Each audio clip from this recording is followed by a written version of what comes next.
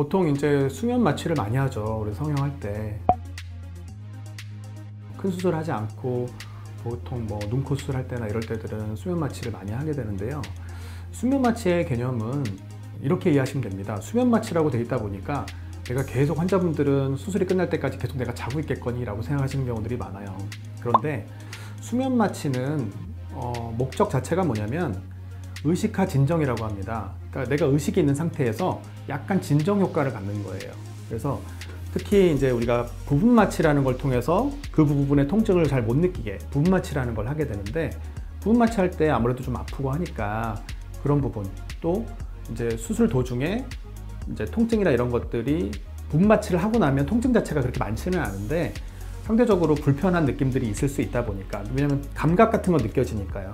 그런 것들이 있을 수 있기 때문에 우리가 가능하면 조금 재워드릴 수 있으면 환자분이 아무래도 편하게 이 수술이라는 걸 이제 덜 느끼면서 이제 지나가실 수가 있기 때문에 우리가 수면 마취라는 걸 보통 하는데요.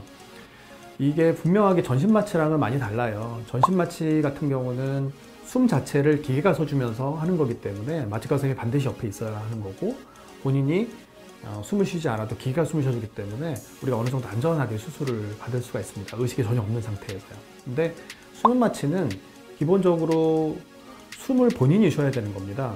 그렇기 때문에 너무 깊게 마취가 들어가게 될 경우에는 숨 자체를 안 쉬게 되면 우리가 마취 사고 같은 것들이 생길 수도 있죠. 그래서 용량 자체를 무턱대고 많이 재우려고 많이 주다 보면 이제 그러면서 수면 마취 사고가 생기기 때문에 그렇게 해서는 안 되는 겁니다. 그래서 안전하게 우리가 수술하기 위해서는 환자분 몸무게에 따라서 우리가 적절하게 요 정도가 좋겠다라고 생각하는 요 약물의 용량이 있어요. 우리가 그 정도 안에서 우리가 쓰게 되는 겁니다. 그래서 보통 처음에 이제 마취 수술을 시작할 때 처음에 이제 시작하면서 약을 주고요. 그 다음에 수술을 하는 도중에도 약이 계속 들어갑니다. 그래서 유지 용량이 있고 시작 용량이 있는데, 보통 시작 용량을 할 때는 뭐 여러 가지 약을 이제 섞어서 같이 주게 됩니다. 약이 장단점들이 있기 때문에 그렇게 쓰게 되는데, 그때는 비교적 푹 좀 깊게 재우는 걸 통해서 주로 부분 마취할 때 아픈 느낌이나 이런 것들을 좀 줄여주는 역할을 하고요. 그 다음에 유지 용량이 계속 들어가면서 혈중에 계속 이제 마취 용량이 계속 남아 있으면 상대적으로 조금 더 그때는 통증이 더 적어지죠. 이미 부분 마취가 돼 있으니까. 그때는 이제 깊게 재우는 것보다는 살짝 이제 옅게 해서 이제 수면 마취를 유지시켜 주는 겁니다.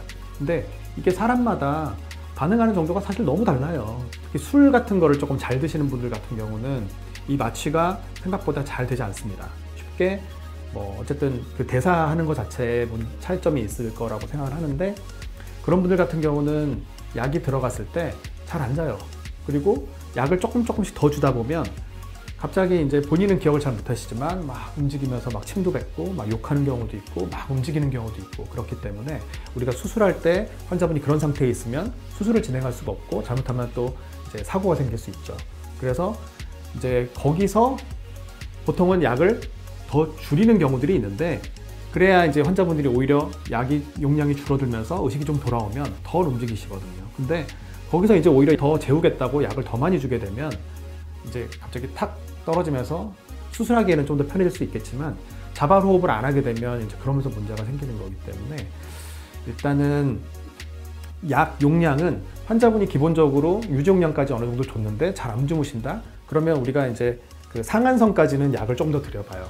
그렇지만 이게 조금 사람마다 되게 다르기 때문에 조금씩 늘려보다가 환자분이 갑자기 이렇게 세츄레이션이라고 해서 산소 포화도가 떨어진다든지 하게 되면 바로 이제 용량을 줄이면서 이제 조절을 하게 되는 겁니다. 그래서 나 왜 수술할 때 덜 재워줬어? 이렇게 서운하게 생각하실 수 있겠지만, 그거는 사람마다 어쨌든 약에 대한 용량에 대한 반응이 다르기 때문에 사람마다 편하게 그냥 잘 모르시고 잘 주무시고 일어나신 분들도 있지만 중간에 깨신 분들도 있을 수 있어요. 환자분이 안전하게 수술을 받으시는 게 중요하기 때문에 조금 그런 부분에서 수술 마취가 조금 덜 됐다, 상대적으로 수면 마취 때문에 조금 불편하신 것도 있다 하더라도 그런 부분은 환자분들이 관대하게 좀 넘어가셨으면 좋겠어요. 그래서 어쨌든 뭐 마취가 안 되는 분들이 분명히 있고 상대적으로 그런 분들은 조금 힘드실 수 있겠지만, 대부분의 경우는 그게 본인이 못 참을 정도 아닙니다. 대부분 다 그냥 편하게 그 자극이나 이런 것들이 정신적으로 본인이 막 이거 되게 겁나는데 이러면 이제 그게 되게 힘들어질 수 있지만,